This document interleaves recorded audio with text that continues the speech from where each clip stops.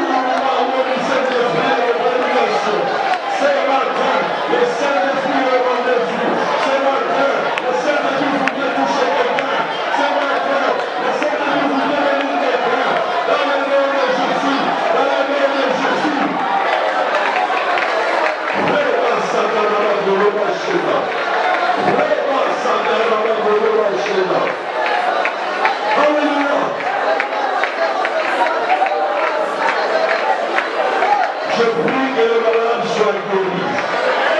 Je prie que ceux qui ont des problèmes soient restaurés. Que Dieu te donne la paix. Que Dieu solutionne ton fardeau. Tu viens des gens de ce matin. Sois guéri dans le nom de Jésus. J'ordonne à toute maladie. J'ordonne à toute puissance contraire au Saint-Esprit. Que libérer les vies dans le nom de Jésus. Je proclame la Seigneurie de Jésus dans chez nous. Je proclame la Seigneurie de Jésus dans les corps. Recevez, recevez, recevez, recevez.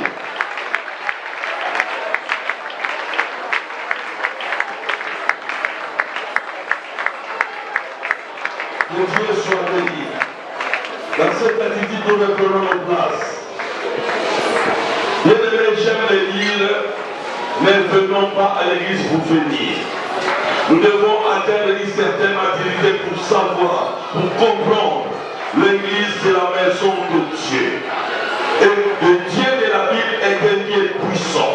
Et quand nous venons dans sa présence, il solutionne nos différents problèmes. Amen. Tu n'as pas raison d'être triste. Tu n'as pas raison de dire je n'ai personne.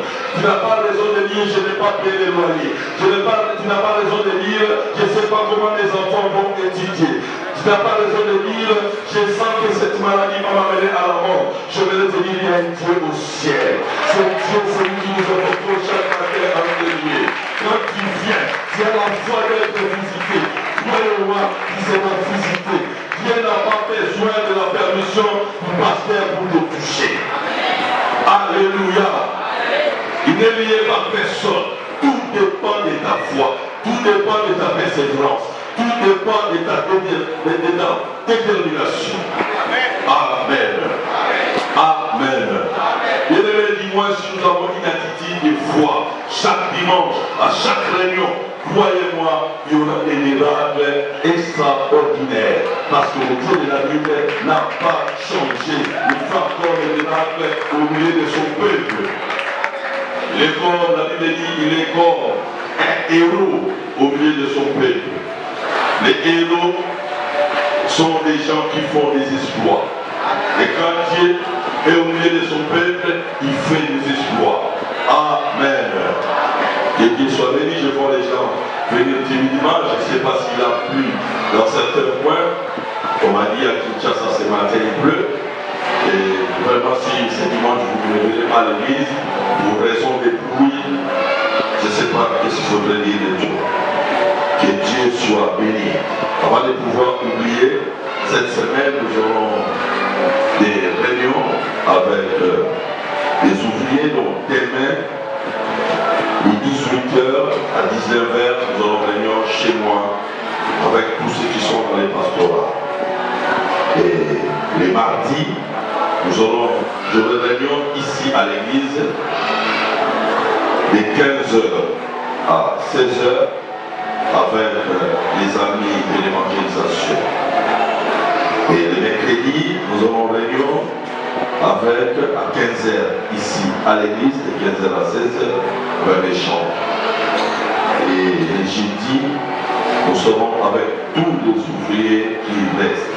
Donc tous les départements qui restent, les encadrés, les départements des femmes, les intercesseurs, tous les autres protocoles, nous voyons les jeudis ici, de 16h à 17h. Et la présence de tout un chacun de nous est exigée. Amen. Que Dieu soit béni. Que Dieu soit béni. Nous avons peut-être communiqué avant de communiquer. Nous voulons recevoir ceux qui sont là pour la première fois en ce dimanche timide où plusieurs de nous ne sont pas là. Vous avez décidé d'être là ce matin. Là où vous êtes, levez-vous, nous voulons vous recevoir. Nous croyons que c'est Dieu qui nous a conduits à cet endroit. Levez-vous, je sais qu'il y a des nouveaux venus. Là où vous êtes, levez-vous, nous voulons manifester-vous. Nous voulons vous recevoir. Gloire au Seigneur, que Dieu soit béni. Je vois un là-bas. Que Dieu soit béni. Et à la fin de la réunion, vous viendrez ici. Nos conseillers parleront avec vous. Que Dieu vous bénisse, sinon nous sommes l'église de la Borde, une église qui fait partie des enfants. Moi, la sœur, l'histoire. C'est ce que je vois là. C'est ce que je vois. Voilà, c'est l'histoire Erika.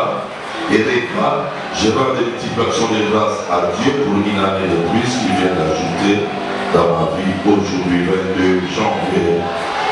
Aujourd'hui, 22 janvier 2023. Que le roi du Seigneur soit à jamais élevé. Et à ce niveau, j'action de grâce, les frères Kiala et Erika rendent grâce, rendent des multiples actions de grâce à Dieu pour une année qui vient de m'ajouter de plusieurs samedis. Que l'honneur et la gloire deviennent à Dieu seul. Je pense que ce sont les mêmes familles. Levez-vous. Un né samedi et l'autre dimanche. Alléluia. Vous êtes les mêmes familles? Non. Ah, que Dieu soit béni. Nous acclamons le Seigneur. Vous êtes chez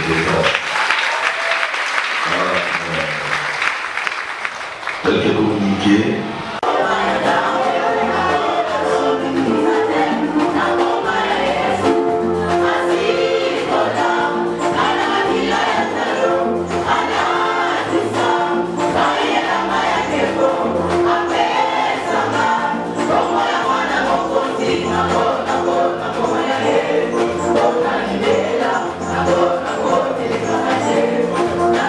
Yes.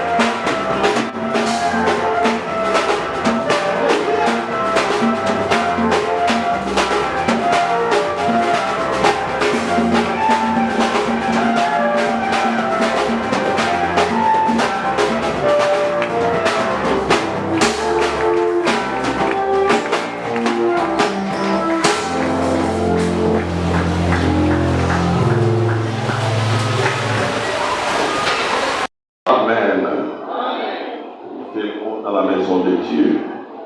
Amen. Vous savez, dans mon cœur, j'ai des messages. Un message que j'avais préparé pour aujourd'hui. Mais de plus en plus, le Saint-Esprit m'amène selon les programmes qu'il nous a donnés précédemment. J'obéis à la voix de l'Esprit. J'ai mes notes d'écouter. Et nous allons poursuivre cela peut-être le mois prochain. Le premier ou le deuxième dimanche au prochain. Ainsi, nous lirons la parole de Dieu dans Matthieu au chapitre 28.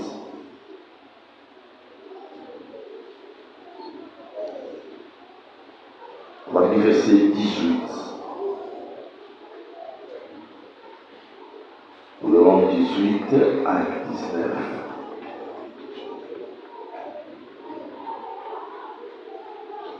Si on peut se lever, s'il vous plaît, pour réciter la parole de Dieu. Jésus s'étant approché leur parla ainsi. Tout pouvoir m'a été donné dans les ciels et sur la terre. Allez, faites de toutes les nations des disciples, les baptisant au nom du Père, du Fils et du Saint-Esprit. Enseignez-leur à observer ce que je vous ai prescrit, et voici, je suis avec vous tous les jours jusqu'à la fin du monde. Amen. Amen. C'est le troisième dimanche de l'année, le troisième dimanche plutôt du mois est consacré au Saint-Esprit ici dans cette église. Ce n'est pas que l'autre dimanche, le Saint-Esprit est absent, non. Mais nous voulons mettre l'accent sur la personne, l'œuvre du Saint-Esprit. Vous savez, dans une église ou dans la vie, les choses qu'on nous enseigne, qu'on ne pratique pas, on les perd. Tout organe, toute langue qu'on peut avoir, qu'on peut connaître, si on ne l'utilise pas, ça va s'atrophier ou on va perdre cette langue. Amen. Et la foi aussi vient de ce qu'on entend. La Bible dit ce qu'on entend vient de la parole de Christ. Le thème de cette année, c'est l'entrepreneuriat pour soutenir la mission. En d'autres termes, entreprenons ou j'entreprends pour soutenir la mission. Vous savez, les temps qui courent, ces derniers temps, nous sommes dans les derniers temps, les choses qui se passent dans nos milieux, dans les milieux religieux, dans les milieux soi-disant chrétiens, sont des choses scandaleuses.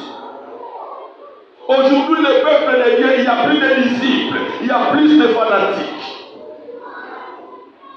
Les hommes de Dieu, soi-disant hommes de Dieu, sont des stars. Il y a des ceux-là qui sont grands, on les appelle grands pasteurs. Parce qu'ils connaissent, ils font des voyages, ils ont de belles voitures, ils ont de belles maisons, ils ont de grandes églises. Et les hommes les ont qualifiés de grands. Mais ma Bible me montre Jean-Baptiste, qui était considéré comme petit au ciel, Dieu dit qu'il était grand parmi les hommes. Jésus rend témoignage. C'est Jean-Baptiste n'avait ni maison, ni grande église. Tout ce qu'il avait, c'est la parole. Amen. Alléluia. Bien aimé, arrêtons d'être fanatiques des hommes. Aujourd'hui, quand vous suivez les réseaux sociaux, vous verrez là où il y a beaucoup de likes. Là où soit on élève certains hommes de Dieu, ou là où on montre des bêtises. Et c'est ça l'état du monde. C'est ça l'état même de l'église. Je n'ai pas honte de le dire. Il y a, soi-disant, un pasteur, nous aimons bien ses frères, mais je ne l'appelle plus frère. Depuis le temps, nous doutons de son ministère. Il fallait déclarer tout haut à l'église. On doit acheter ces photos parce que ces photos protègent. Ça a un sens spirituel. Bien aimé, ça c'est carrément l'idolâtrie. Ce n'est pas différent de ce que d'autres sectes font. Là où il y a des sectes, on a la photo de leur gourou, on met à des spectacles, on met en exergue dans leurs boutiques, dans leurs voitures, dans leur quoi que ce soit, soi-disant que ça leur porte bénédiction ou protection. Bien aimé, c'est un mensonge sur l'occultisme pur et simple. Et nous devons faire attention. Nous, l'église de ce temps, qui aimerait rester dans la vérité, nous devons profiter de ce temps pour proclamer la vérité. Pour dire qu'il est temps que Christ est en train de revenir. Il est temps que nous mettions nos vies en ordre. Le temps est venu. Bien-aimé, je t'en supplie. Si ta vie chrétienne est une vie légère, le temps est venu où tu dois mettre cette vie en ordre. Voilà pourquoi nous devons nous tourner vers les autres comme église. C'est ainsi que, parce que les moyens, on ne peut pas faire la mission sans provision. Voilà pourquoi Dieu nous amène à pouvoir entreprendre. Nous entreprenons pour la mission. L'air est grave. Si nous voulons que Dieu puisse mettre la main dans nos vies, bien aimés, participons dans l'œuvre de Dieu. En cherchant à évangéliser, en cherchant à envoyer les missionnaires, en cherchant à implanter des églises qui sont dignes. Dieu n'enverra pas les anges pour cela, il n'a que vous et moi. Alléluia. Au temps où nous sommes dans un temps où les hommes de Dieu sont corrompus, d'ici là, les députés vont commencer, les candidats députés vont commencer à défiler dans les églises. Alors que ça fait presque 4 ans, ils avaient fui, ils vont revenir dans des églises, les faux pasteurs les feront passer devant pour dire des bêtises parce qu'on va leur donner son chef. Et quelque part, nous on n'a pas besoin de ces choses-là. Nous avons besoin de ce que le peuple de Dieu donne, ce peuple qui craint Dieu, même quand il n'a pas assez, le peuple qui donne, Dieu bénit son peuple. Alléluia. Là, Jésus vient de ressusciter. C'était dans un contexte un peu compliqué. Contexte compliqué pour les disciples. Jésus venait de mourir. Et voilà, les femmes qui étaient parties pour mettre du parfum dans le corps de Jésus, ces femmes sont revenues pour dire, nous avons vu le Seigneur. D'abord, ils avaient vu les anges. Les anges leur ont dit, non, celui que vous cherchez, il n'est pas ici. Il est ressuscité. Allez dire aux disciples, allez dire à Pierre que Christ est ressuscité. Et pendant qu'ils étaient là avec les anges, Jésus-Christ lui-même va apparaître. Alléluia. Alors, au verset 10, Jésus leur dit, ne craignez pas, allez dire à mes frères de se rendre en Galilée, c'est là qu'ils me verront. Alors quand ils se sont rencontrés, c'est là qu'il va leur dire ces paroles. Lisons le verset 11 de Matthieu 28. Les 11 disciples allèrent en Galilée sur la montagne que Jésus leur a dit des doutes.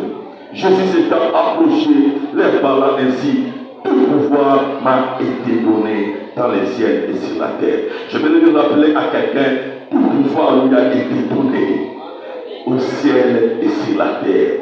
L'autorité de Jésus s'exerce au ciel et sur la terre. Si tu veux faire la mission, la suite dit, voici, je serai avec vous jusqu'à la fin du monde. Bien aimé, quand il participe pour la mission, croyez-moi, Jésus est avec toi. Alors qu'un jour il t'abandonnera, il sera avec toi dans ce que tu feras pour avancer le royaume. Vous savez, il a conjugué des verbes. Il a dit aux disciples ceci. Quand il a dit au verset 18, tout pouvoir m'a été donné dans le ciel et sur la terre. Le 19 il dit, allez et faites. Alléluia. Alors ne discutez pas, ne négociez pas. C'est un ordre, c'est un impératif. Nous devons aller et nous devons faire. C'est deux verbes d'action.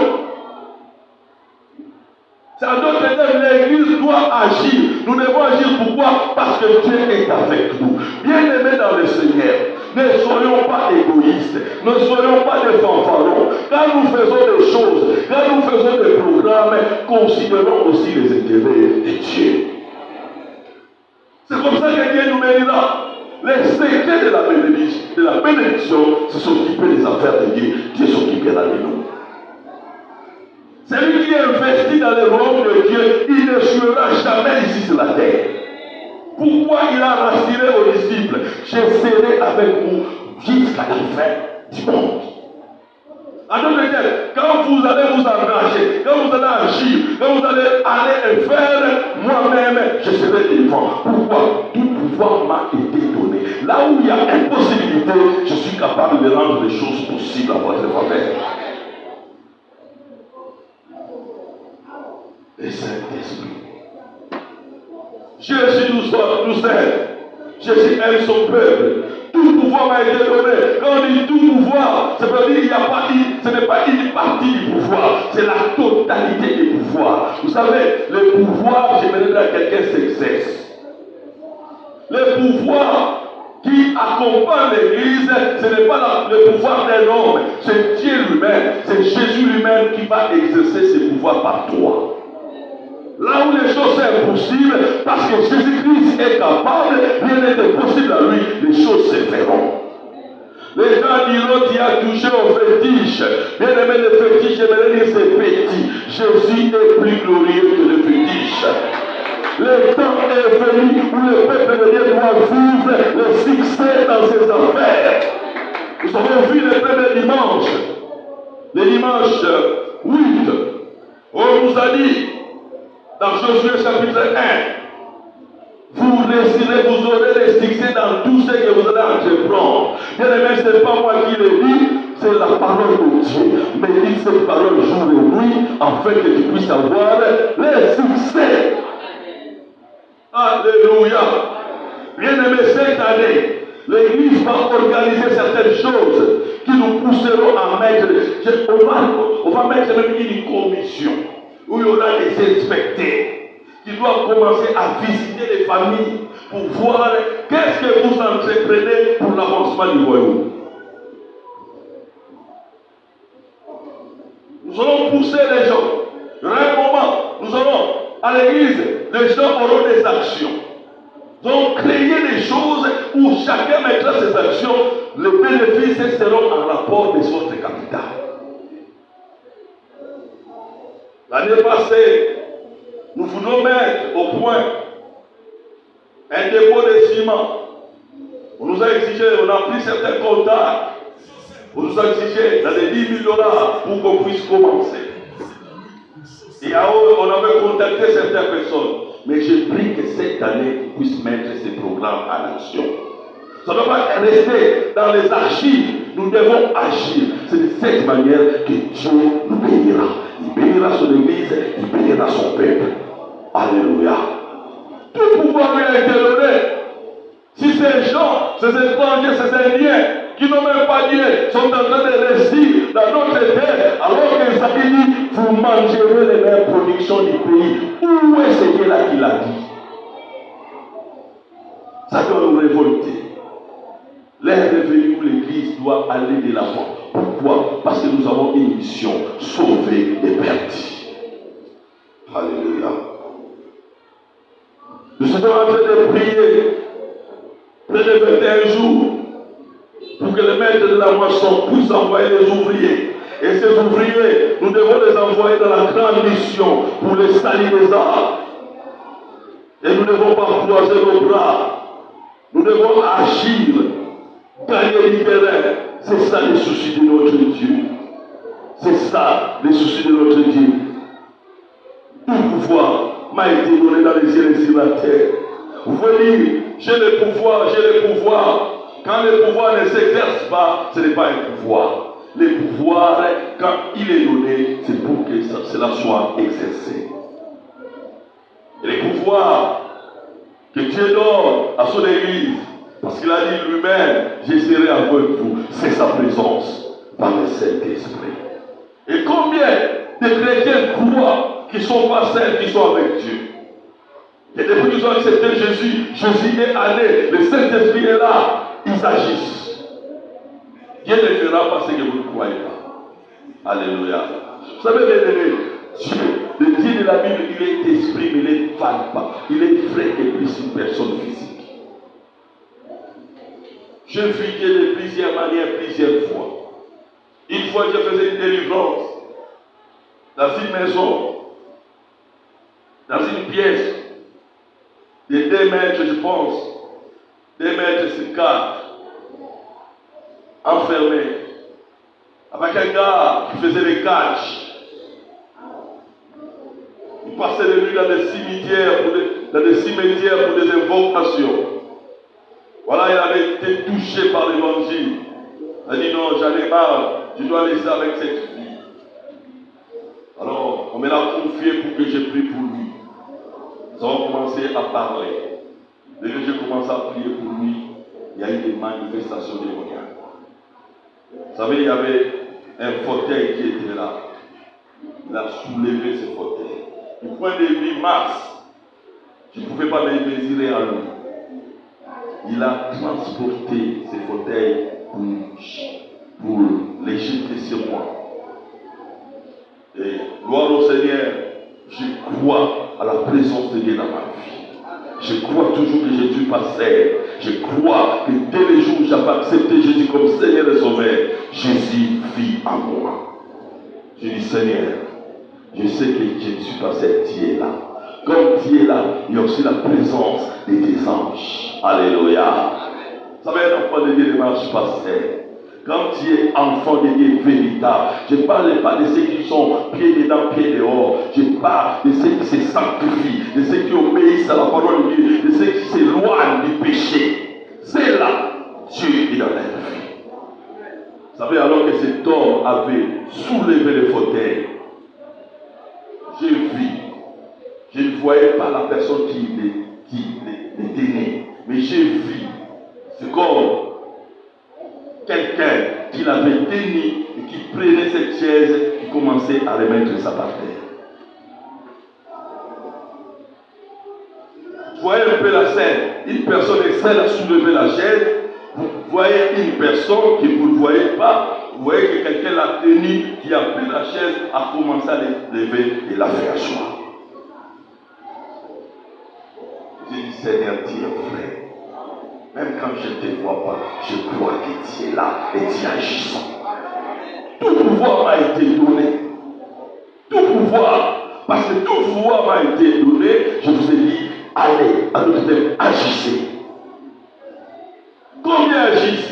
Combien sont conscients que j'ai le pouvoir de Dieu, j'ai la puissance de Dieu avec moi? Et cette puissance, la présence de Dieu guérit, cette présence délivre, cette présence fait avancer l'œuvre de Dieu. Cette présence fait beaucoup de choses dans nos vies. Mais combien désirent marcher avec Dieu? Combien même qui ont accepté Jésus considèrent que Jésus est dans leur vie? Combien croient qu'ils ont la puissance? Voilà pourquoi la Bible dit, rien n'est impossible à celui qui croit. Quand tu crois en Dieu, bien-aimé, croyez-moi, tu verras les œuvres de Dieu. Pourquoi? Tout pouvoir lui a été donné, que ce soit au ciel et sur la terre. Voilà pourquoi la Bible renchérit. Ce que vous lirez sur la terre sera lié au ciel.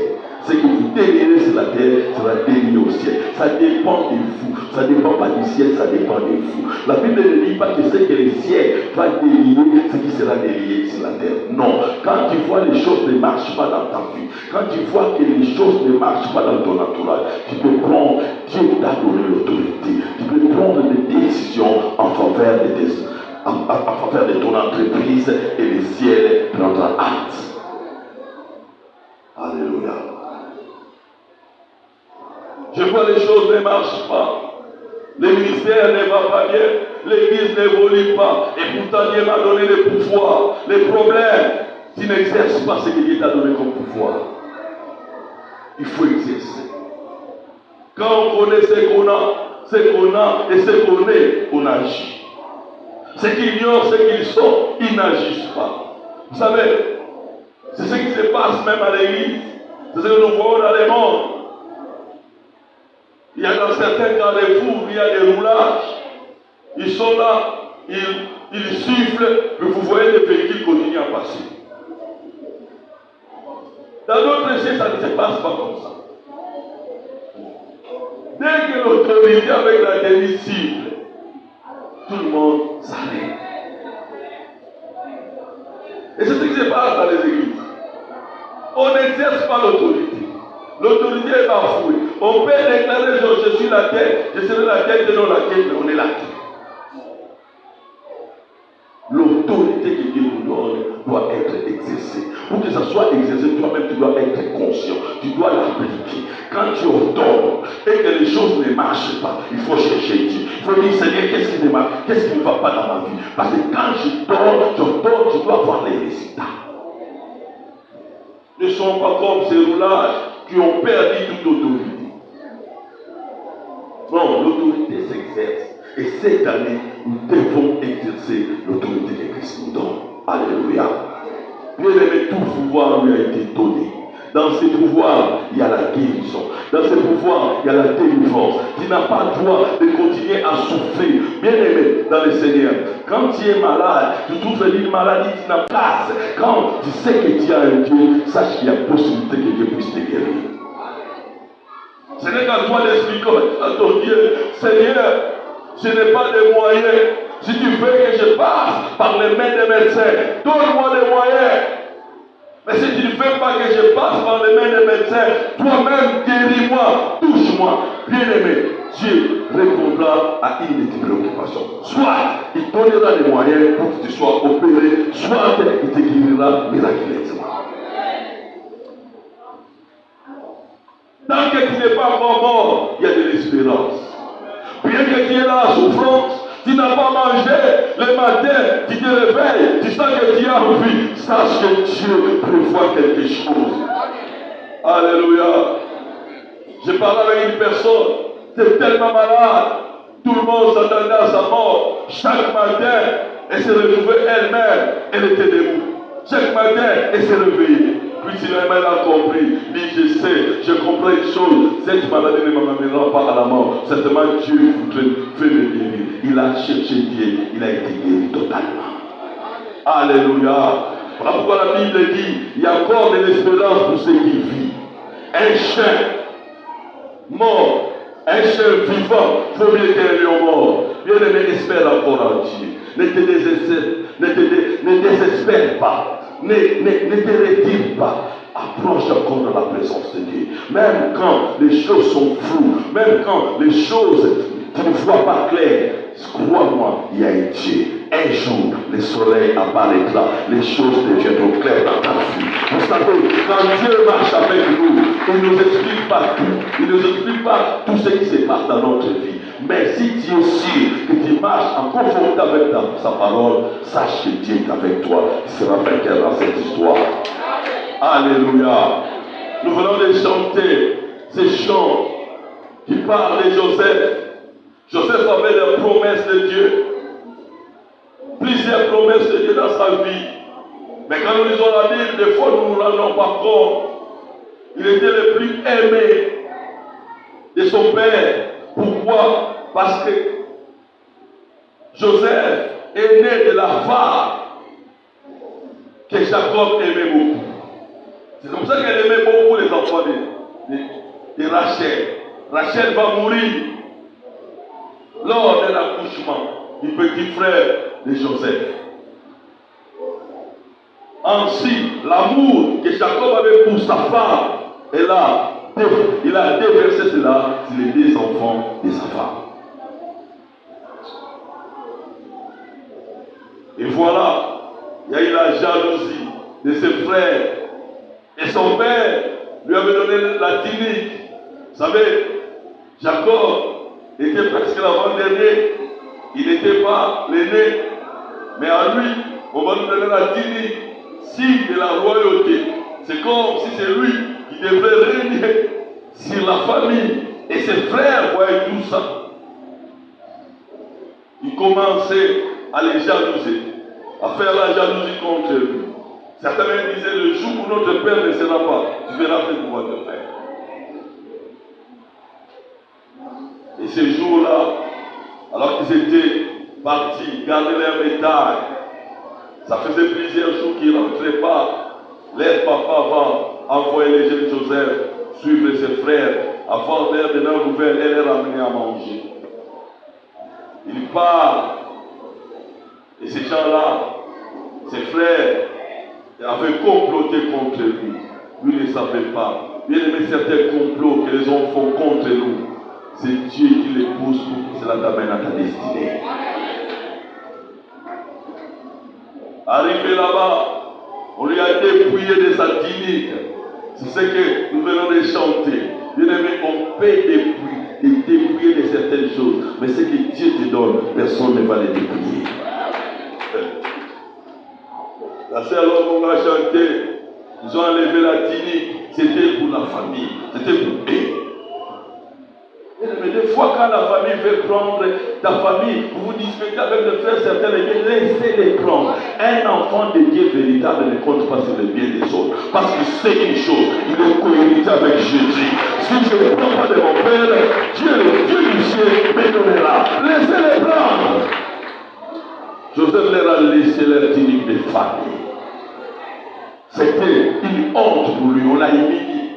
À tel que vous voulez même les tuer. Mais quand tu es dans le programme de Dieu, sache que tu ne mourras pas, même en face de tous tes ennemis, Même si le poulou n'a ta violon, quand la promesse de Dieu est avec toi, tu ne mourras pas. Parmi eux, un seulement dira non, comprennent seulement la tunique qu'on les laisse partir. C'est ce qu'ils ont fait. Ils l'ont dépouillé, mais ils l'ont jeté dans un trou. Et après eux-mêmes, ils ont dit, qu'on les vende. On l'a vendu. Certainement, ils se donnaient. Ils disaient, est-ce que le Dieu du ciel est réel? Est-ce que ce Dieu-là me voit? Est-ce que ce Dieu-là m'écoute? J'aimerais te dire, le silence de Dieu n'est pas son absence. Même quand Dieu ne te répond pas, c'est une réponse. Tant que tu es en vie, espère encore. La vie, c'est déjà la réponse de Dieu pour toi. Alléluia. Celui qui vit peut espérer. Arrivé en Égypte, on les vend au marché comme une marchandise. Il y a des gens qui étaient là, parce qu'on cacoulaille, on touchait. Mais, à quoi on dit, à coup fait la vie, c'est au sommet. Les ennemis, on l'avait amené comme marchandise. On les tirait sur les chameaux, les dromadaires. Je ne sais pas ces voyages. Et là où on l'avait vendu jusqu'en Égypte, c'était combien de kilomètres? Mais c'était des milliers de kilomètres. Ça pouvait être 100 kilomètres. Une marchandise qu'on pouvait ignorer, on pouvait négliger. Et pourtant, dans cette marchandise, il y avait la grâce de Dieu, la promesse de Dieu. Alléluia. Tout pouvoir, celui qui a tout pouvoir était en lui. Bien aimé, peu importe l'apparence que tu as, rien, ça n'explique pas la présence de Dieu. Vous savez, il y a des gens, même quand même ils se regardent au miroir et même ils disent non, moi je ne suis pas beau, je ne vais pas avoir le nez comme ça, comme le nez de cette serre-là. Mais finalement, toi tu es toi. Il faut être ce que Dieu fait de toi. Alléluia. Par cette image-là, Dieu fera des choses. Et finalement, Potiphar a acheté. Ces jours-là, il y avait plusieurs personnes qui avaient acheté. Mais celui qui avait acheté quelque chose de valeur, c'était Potiphar. Quand il a amené chez lui à la maison, lui-même a constaté depuis que ce petit est venu, les choses avancent. Je vais dire à quelqu'un, vous qui vivez chez les gens, soyez une bénédiction pour eux. Qui trouvent que depuis que tu es là, tu es un homme de paix. Tu es un homme qui avance la famille. À tel point que même un jour, on décide de pouvoir te chasser. Dit, ce type, quand il est là, on se sent bien. Qu'il soit là. Soyez utile pour vos familles. Soyez utile pour ceux qui vous logent. Alléluia. Mais on lui a créé un problème. Cette femme ne connaissait pas la valeur de Joseph. Finalement, la tenue du travail qu'on lui avait donné encore. La deuxième tenue, c'est la tenue de Potiphar. Prenez votre tenue. Il est parti. Mais c'est la prison. Arrivant en prison, la troisième tenue est là. Alléluia. Mais quand vous lisez la Bible, vous verrez même en prison, Dieu était avec lui. Alléluia. Celui qui a tout pouvoir était avec lui. De sorte que Joseph pouvait faire aux yeux de tous ceux qui le voyaient. J'aimerais te dire, bien aimé, la faveur de Dieu est là, Dieu est. Quand Dieu est présent dans ta vie, tu trouveras faveur. Amen. Même dans les difficultés, ça ne veut pas dire, étant qu'enfant de Dieu, tu ne connais pas les difficultés. Tu connaîtras les difficultés, mais ton Dieu, parce qu'il est avec toi, tu donneras verra les solutions. Celui qui a tout pouvoir était là. Et voilà, il doit trouver grâce. Dieu est celui qui fait des choses extraordinaires. Ces jours-là, je ne sais pas comment Joseph avait dormi, mais il va voir quelque chose. Dieu, parce que le temps était arrivé où Joseph devait entrer dans sa destinée, a créé une situation. La situation, c'est quoi? Il a troublé le sommeil du roi Pharaon. On doit chercher l'explication.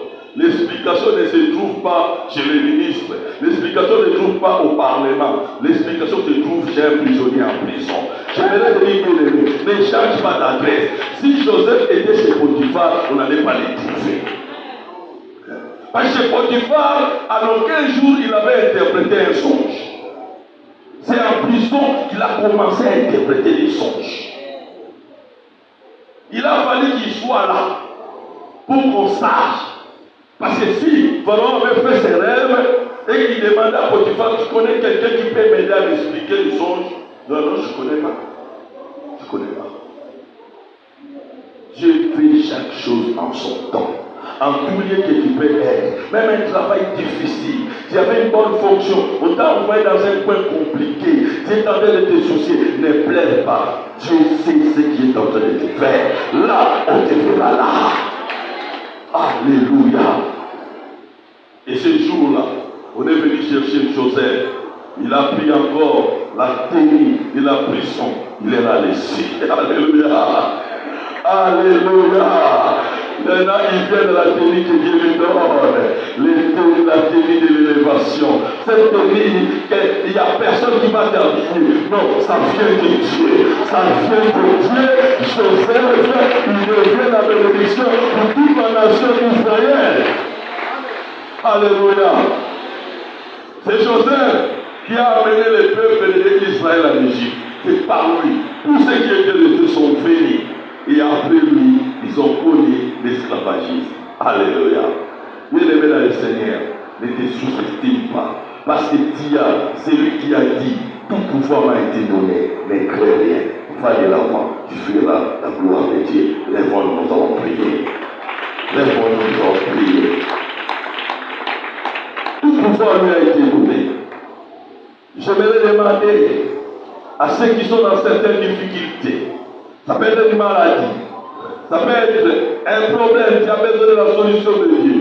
J'aimerais dire ce matin, celui qui a dit tout pouvoir m'a été donné. Allez et faites et pressons. Si du moins tu as confiance en lui, parce que nous allons prier pour toi. Et je